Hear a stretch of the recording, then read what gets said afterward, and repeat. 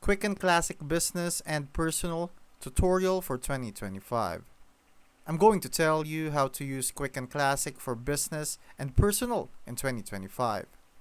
After installing and launching the Quicken Classic, start by setting up separate profiles for your personal and business finances.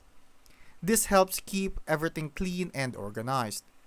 Link your bank accounts, credit cards, and even PayPal or investment accounts so transactions sync automatically.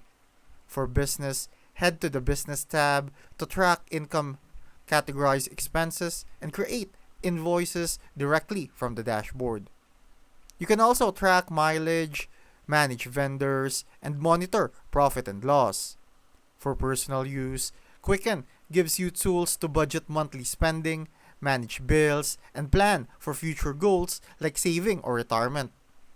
In 2025, the app's AI assistant helps flag irregular expenses and even gives budget suggestions based on your habits. Use the reports section to generate tax-ready summaries for both personal and business use. Whether you're a freelancer, small business owner, or just trying to start on top of your money, Quicken Classic keeps it all in one place.